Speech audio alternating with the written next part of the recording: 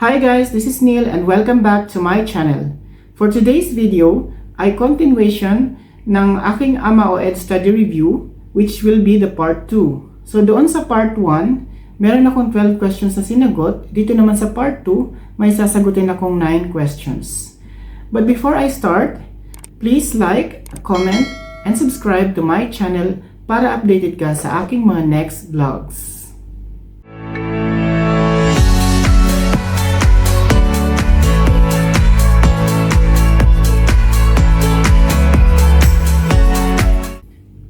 So let's start answering the question from Cyril Korea. So shout out sa iyo Cyril and thank you for asking. Ito yung tanong niya. Hello po, na-late po ako mag-enroll sa isang college school dito sa amin. Ngayon po, nakita ko tong AMA at yung iba pang nag-aalok ng online. Kaso, kinakabahan ako, baka late na rin ako sa pag-enroll. Tsaka pwede po bang mag-enroll kahit di pa ako working student? So sa pag-enroll sa online schooling, yes, hindi naman siya, hindi naman sinasabi na kailangan nag-working student ka na or kailangan nagtatrabaho ka habang nag-aaral. Kaya lang sa explanation ko nga sa video, ang online schooling is dinesign talaga para sa mga nag-working students na hindi makapasok sa school or walang time na pumunta sa school at sa mga PWDs. Kasi ease of convenience nila yon. Ngayon, kung ikaw ay gusto mong mag-online study at hindi ka working student, is wala namang issue doon dahil hindi naman din pinagbabawal yan. It's open for everybody. Sadya lang na may specified target of students yung pagkakadesign ng isang online curriculum. Ngayon, doon sa late enrollment mo, kailangan mo siyang i-check dahil merong limit ang enrollment dito sa AMA o Ed. So yung limit na yun, meron nakalagay dito. Kasi tinitignan ko yung handbook ng school. Kailangan, kung mag-transfer ka, meron kang at least 45 units or 15 units per term for 3 terms na remaining courses for the program kung sakali mag-transfer ka. So, kailangan mong i-check ito dahil kung ikaw ay nasa first year or second year pa lang, so for sure hindi ka pa nakakalahati nung school requirements para makomplete mo ang isang degree or any type of courses na naka-enroll na gusto mong makomplete within a certain time frame. So kung yan ay bumaba ng 45 units, ibig sabihin yan, kailangan mong i-check mismo sa school kung i-allow ka nilang mag-enroll at makomplete sa kanila as a transferee yung remaining course requirement doon sa degree na kinukuha mo. So next question is question number 2 from Chini Jane Bazar. So shout out sa Chini and thank you for asking them. So ito yung question niya. Hello po, self-paced lang po ba or may live class po? So yung sinasabi na online learning kasi para sa kaalaman ng lahat, hindi rin kasi alam nung iba kung bakit nga ba naging online learning yan, kung ano nga ba ang ibig sabihin yan. Ang alam lang kasi nila online learning na yung wala kang ka-interaction or wala kang kausap or ikaw lang na mag-isa. So yun lang ang alam nilang i-define na online learning. Kasi kahit ako sa marami akong nakatrabaho na hindi rin nila alam kung ano ba talaga ang online learning. So ano ba talaga ang gamit nun? Paano ba talaga mag-aral ng online learning? So dito, i-define natin kung ano ang online learning. So ang online learning in a very, very simple definition ay tinatawag din yan e-learning ng ibang institution. Ang e-learning, they are using some type of learning using the internet connection. So unlike sa face-to-face, directly sinasabi sa'yo, ini-explain sa'yo kung ano ang dapat mong matutunan galing doon sa libro. But sa online learning, it is somewhat classified into 3 types or 3 phases na sinasabi ng ibang institution din. So, yung tawag doon kasi, magkakaiba-iba yan. So, ito yung classification niya. First is yung self-paced. So, ano ba ang self-paced? Yung self-paced kasi, yun yung sinasabi na modular. Online module siya, online book or e-book din ang tawag doon sa ibang institution. Or sasabihin lang through online reading. So, self-paced means kung ano ang naiintindihan mo sa binabasa mo, yun ang ina-apply mo sa mga exams mo. yun ang sinasagot mo sa theoretical exam, na yung online exam or yung sa portal exam. Yun yung sinasagot mo dyan. Yun yung sinasabing self-paced. Based on your self-understanding doon sa pinag-aaralan mo. Pangalawa, yung pre-recorded. Yung pre-recorded na sinasabi is yun yung mga video. Video na ano? Yung video na yun is basic explanations or sometimes meron ding advanced explanation galing sa mga instructor, galing sa mga professor. Yun yung ina-upload nila doon sa portal at yun yung ina-access ng online student every now and then kapag kailangan niyang i-complete yung subject. Kailangan niyang panoorin lahat yan, kailangan niyang kumpletuhin, kailangan niyang mag-remarks na napanood niya na, kailangan niyang ilagay ng complete sa platform or sa learning platform para masabi na napanood niya yung explanation na yun. So, yun ang pre-recorded. Sa pangatlo naman, meron yung sinasabing virtual class. Ang virtual class kasi, yun yung actual online class. So, yun yung sinasabing online session. So, sa virtual setup, yun yung live interaction na sinasabi.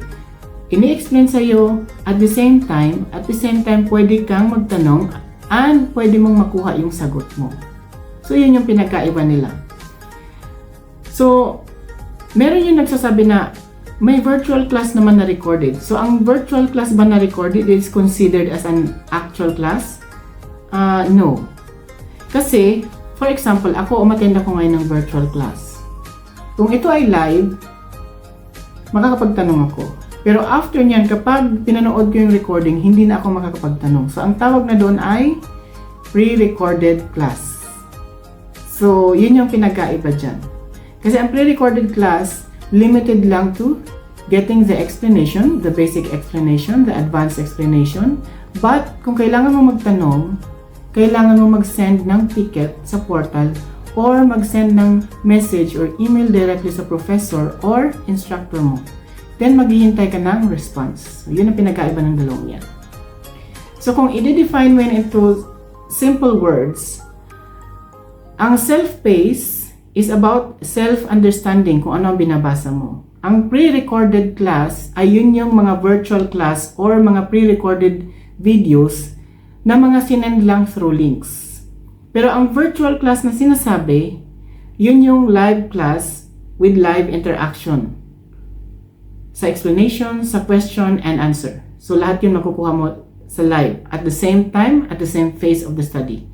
Kaya lang, sa virtual class, ang pinagkaiba nito ay hindi mo siya ma-access at any time or anywhere kung saan mo gusto. Kasi may sinusunod ka na schedule dyan. Para lang siyang normal study na may sinusunod kang schedule kung kailan siya gagawin at kailan ka dapat mag-attend at kailan hindi. So, ganun ang pinagkaiba ng tatlong yan. So, just in case na gusto nyo ng institution na nag-o-offer ng live class, meron akong alam ng mga institution. Ilalagay ko dito sa screen yung name nila, totally. So, una is yung Filipino Institute. So, based in Dubai ito, pero ang alam ko meron na sila sa Philippines.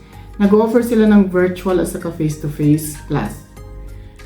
Kaya lang, hindi sila nag-offer ng mga higher types of education. Nag-offer sila through partner institution, pero hindi siya live class. Short courses lang ito sila. Ganon din sa MicroCAD Institute. Sa Philippines naman ito naka-base. Ito ay gumagamit ng virtual class as an instructor-led training.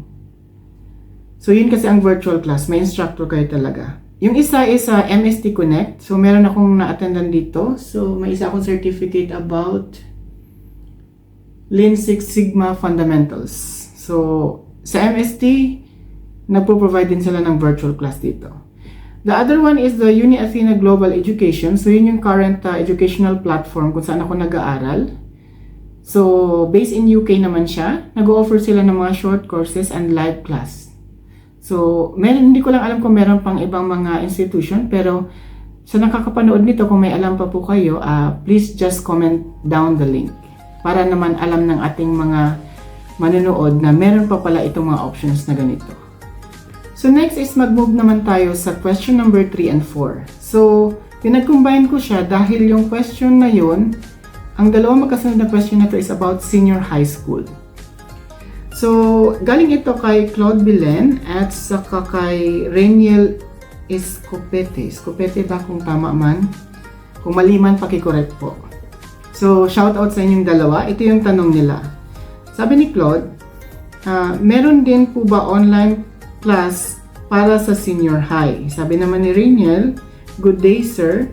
Available pa po ba ngayon yung online class for senior high? So yes, available yan. Kasi tinignan ko dito sa portal or tinignan ko sa main page ng AMAOED. Nandito pa rin siya. Nakalagay doon sa main educational website nila. Meron yung requirements for online senior high. Nakalagay din for transferee for OED senior high. So ilalagay ko na lang dito yung link ng school sa description box and please check na lang kapag napanood mo tong video na to. So check mo doon. And one more thing kasi yung online senior high, meron pa talaga siya kasi yung kapatid ko, younger sister ko yon, online senior high din siya, nasa Tarlac yung school at nasa Pampanga siya nakatira. So ito yung second year niya. So last year niya na for senior high and next year magka-college na siya. Pero sa tertiary education, just ano lang yung advice lang. Kung ikaw ay mag-start ng career, I don't advise you to take online education purely. Pwede ka mag-take ng blended kasi para maging used to ka sa environment. Kasi sa pag-aaral kasi ng college at mag-start ka pa lang ng career, kailangan mo kasing masanay na humarap sa tao. Kailangan mong masanay na humarap sa difficulties ng pagkakaroon ng yung pagkikipag-deal sa physical na tao. Kasi it's very important. Kung gaya ko na nagtatrabaho ka na, I do suggest na mag-online study ka. Kasi mas marami kang matututunan kapag ganun dahil nagsasabay yung work mo at saka yung pag-aaral. So yun yung kagandahan doon. Yun yung positive and negative impact kung nag-online education ka.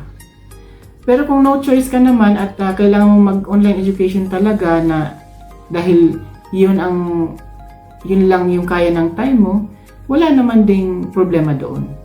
Basta alam mo lang panindigan yan later on at alam mo siyang i-transfer into a real life learning. Kasi marami ngayon ang nag-fail kasi nag-online education pero hindi nila demonstrate kung ano ba talaga yung pinag-aralan nila doon sa online education.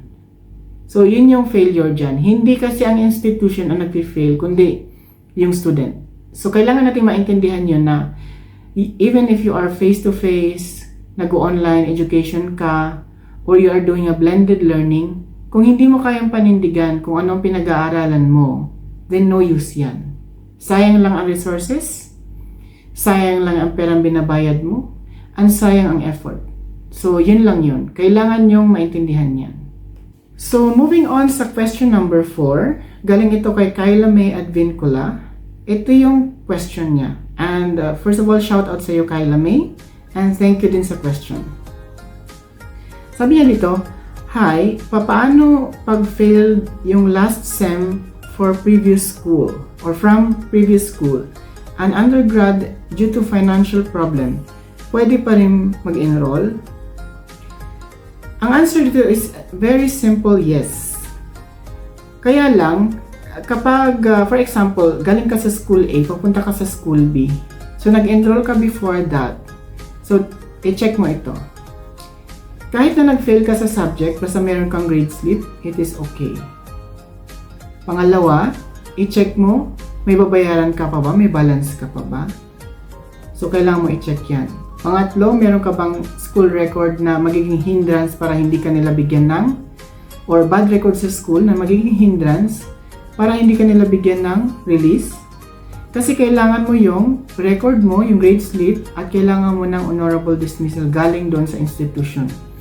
So, institution A papunta sa institution B, kailangan ng honorable dismissal, kailangan ng school record mo na certified true copy para doon sa school B. Kailangan yan mga yan kasi to ensure na wala kang responsibilidad doon sa institution na aalisan mo papunta doon sa isa. So, very important yan. And, meron akong kasing meron akong isang ka-workmate na nagtanong tungkol dyan. Ang sabi niya sa akin, kailangan ko pa bang bayaran yung tuition ko na pending kasi hindi ko rin naman natapos yung enrollment. Yun ang sabi niya. So, nag-enroll siya ng semester, kaya lang hindi niya natapos. Ang alam ko natapos niya is around 70 or 75% lang. Hindi talaga fully 100%. Parang nag-awol kasi siya.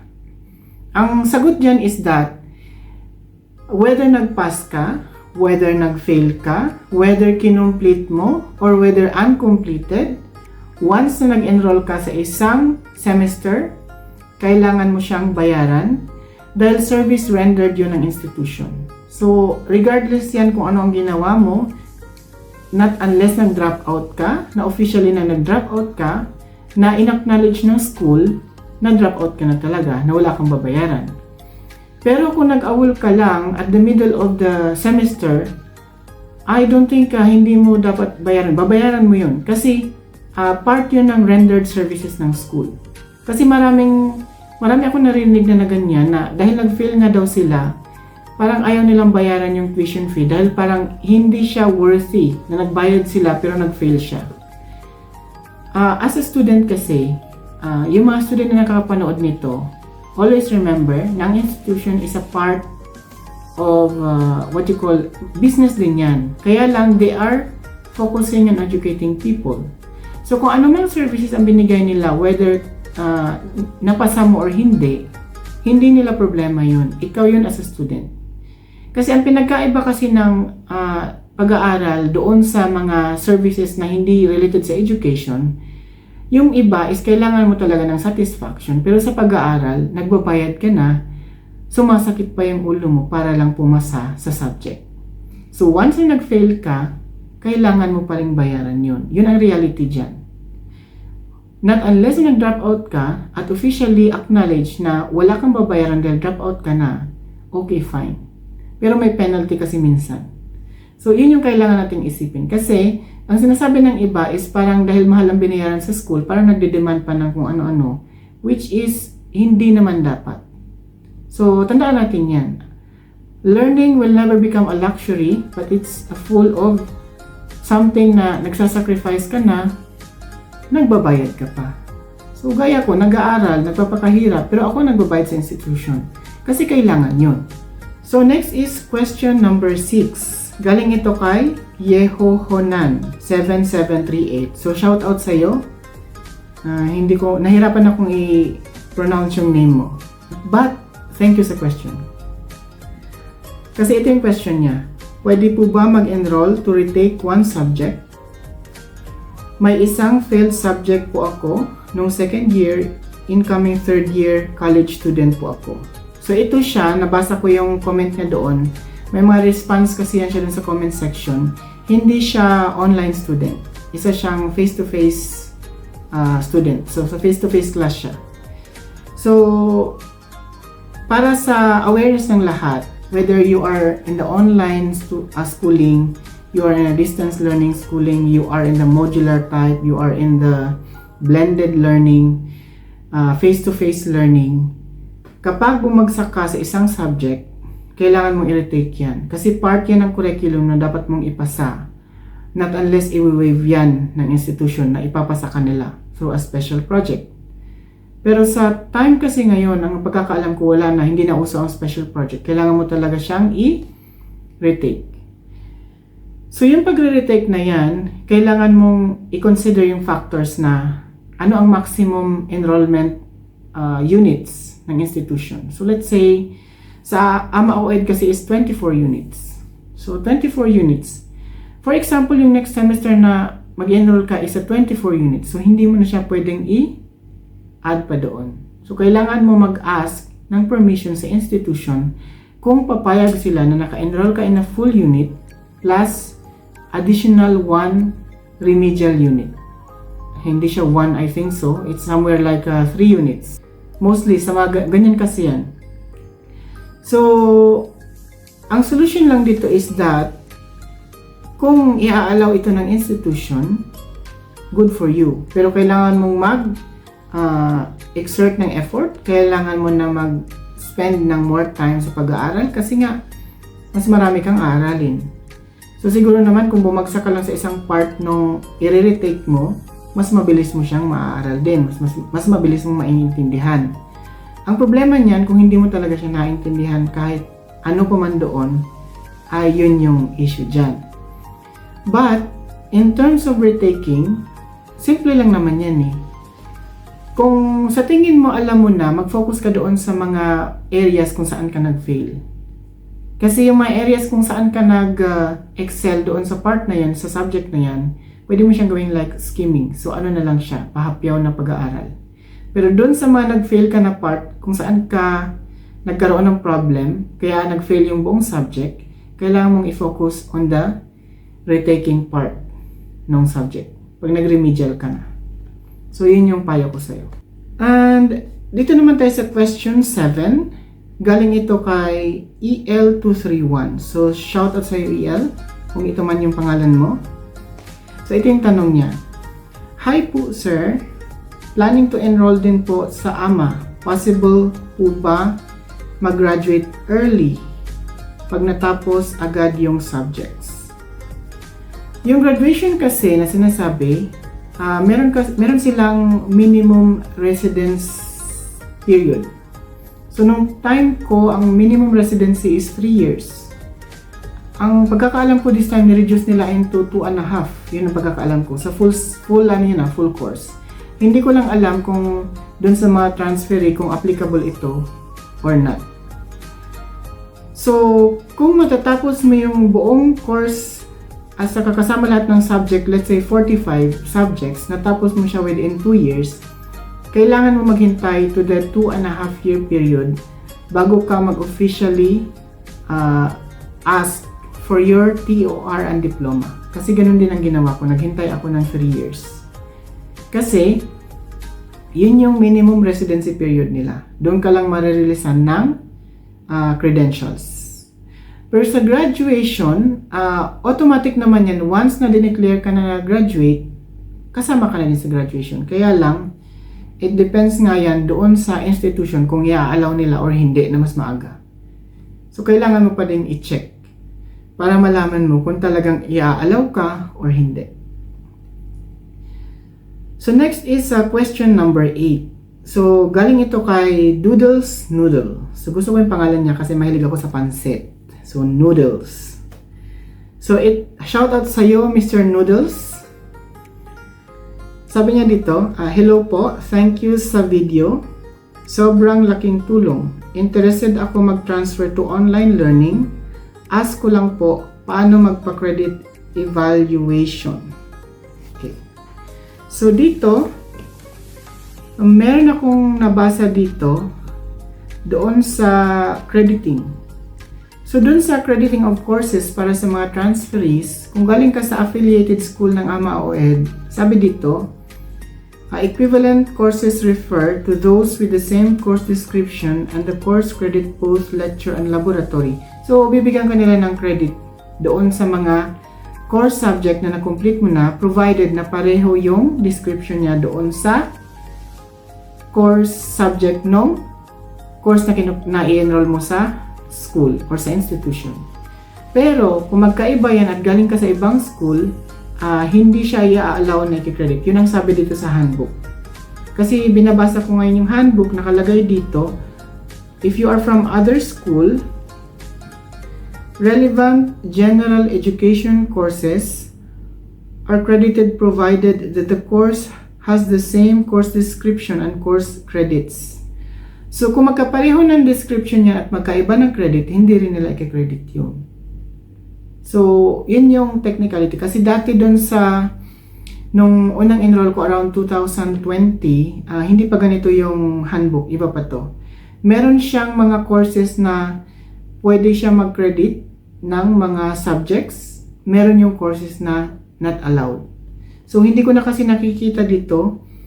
Hindi ko lang sure kung yun pa rin ang ini-impose nila or ganito na siya ngayon. Kasi ito na nakalagay sa update ng handbook nila. So again, kailangan mo i-check lahat yan. Kailangan mo lang mag-email sa school or kailangan mo mag-register sa website para malaman mo pwede ka magpa-evaluate. Kung sa course evaluation naman kasi, wala pa naman kasing bayad yun. Hindi ka pa magbabayad. Once enrolled ka, saka lang magbabayad. So, ganun yun. Kahit dito sa ibang bansa, ganun din ang style ng enrollment nila. Nung nag-enroll ako, sinubmit ko muna lahat ng requirements, in-evaluate muna nila kasi meron silang sinasabing bracket.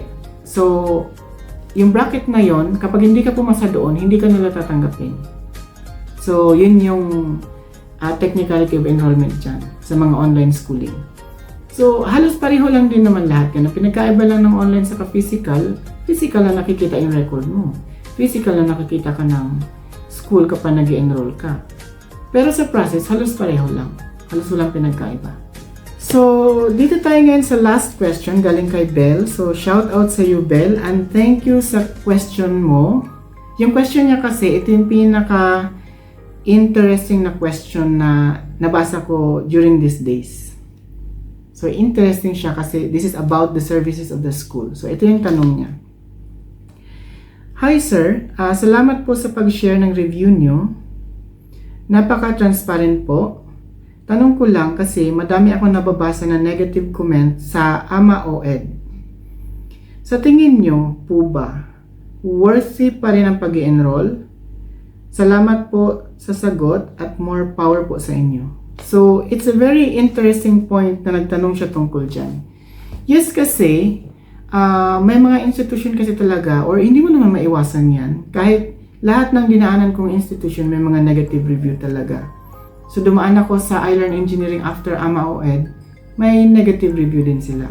Dumaan ako sa LSIB, or the London School of International Business, may mga negative review din sila. Ngayon, currently, nasa University na Global Education ako, may negative review din sila. So, hindi talaga maiwasan na magkakaroon ng negative review ang kahit na anong institution, or even sa business. Hindi maiwasan yan. Kaya lang may sinasabi na meron yung mga acceptable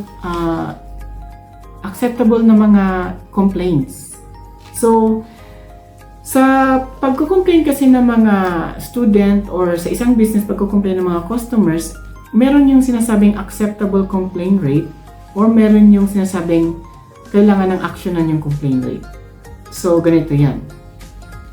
So, nag-research ako and aware naman din ako nito noon pa na sa kahit saang institution, sa kahit saang business, below 0.1% or 1/10 of the 1% ng total customers or total students. So, doon muna tayo sa students na lang kasi para malinaw siya. So, below 0.1% or 1/10 of the total university students or populations ng university, yun yung i-consider mo na ano na siya, yung acceptable rate na kapag nagkaroon ka ng ganyang complaint, normal yun. Pero kapag umakyat yan ng more than 1/10 of the 1%, let's say napunta sa 1.5 or hindi siya 1.5. Ilagay natin ang 2/10 of 1%. So kapag umakyat ng ganung rate, ibig sabihin, urgently kailangan aksyonan, kailangan tignan kung bakit nagkaroon ng ganung kataas na complaint rate sa isang institution or sa isang business. So, kailangan ng thorough investigation dyan. Kaya lang, hindi kasi ibig sabihin na kapag umabot sa ganyan, yung complaint rate, kapag lumagpas dyan, is ano na siya, for emergency na kailangan aksyonan. Meron pa kasi yung factor na kailangan mong i-consider. So, una, doon sa classification ng complaints, ano ang reason ng complaints? Acceptable ba yung reason niya or unacceptable? So, kapag kasi acceptable yan, ibig sabihin merong certain factor sa environment or sa surroundings na nakaka-affect doon sa complaints. So, hindi siya in control ng organization or hindi siya in control ng institution. Not controllable yun. Pangalawa, yung unacceptable na classification means hindi na siya accepted as a standard na pinopromote ng institution. So, yun yung sinasabing part yan ng unresolved complaints. Kasi wala siyang explanation. So sa next na classification, dito tayo sa in control or not controllable. So yung in control kasi na sinasabi, magbibigay tayo ng example dito. Sa common life tayo magbibigay ng example. So ako, pumunta ako sa isang bahay. Nakagat ako ng aso, kapitbahay ko yun. So, i-define natin into two parts. What is in control and what is not in control. So, sa part dun sa person or sa part dun sa tao na nasa bahay or as a part dun sa may-ari ng bahay, ano ang in control na condition doon? Na acceptable reason na nagkaroon siya ng kasalanan. Ang magiging in control doon na part is dahil nakawala yung aso sa gate nila, nasa labas ako ng bahay nila, nakagat ako. So, yun yung dapat kinokontrol nila doon. So, yun yung kasalanan ng tao doon sa bahay na yun. So, negligence kasi yun. Lalabas siya ng negligence. Ano ang magiging not in control doon or not controllable? So, yun yung nakagat ako ng aso ng kapitbahay kasi pumasok ako sa bahay nila kahit may nakalagay na beware of dogs. So, yun yung not controllable. Kasi, depends sa situation, depend din sa action, at depend din sa location. Kasi, meron yung sinasabi na part na ako ang magkocontrol, at meron yung sinasabi na part na yung subject ang magkocontrol. So, kung magko-complain ako ng ganon, kailangan kong tingnan yung two parts na yan. Kasi, may mga ganon kasi talaga. Kasi kahit walang ako, kapag pumupunta ako ng ibang bahay, hindi talaga ako agad pumapasok. Kahit na sinasabing pumasok na. Kasi minsan nga, may hindi mo malaman na may mga alaga pala silang hayop sa loob. So, nagtatanong talaga din ako lagi. Kasi, important yun na alam mo kung anong meron din doon. Hindi yung pasok ka na lang ng pasok kung hindi mo naman alam. Kasi, meron yung classification yan. So, yun yung two types na yun.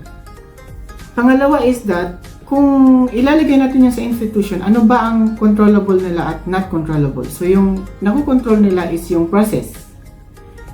Yung process na ginagawa nila sa internally as an institution, ano ang binibigay nilang services sa students, dapat nakukontrol nila yon. Yung hindi nila nakukontrol is yung part ng, let's say, nag-lose ang internet connection, nag-down ang system, nagkaroon ng malware, nagkaroon ng virus infection sa mga system nila.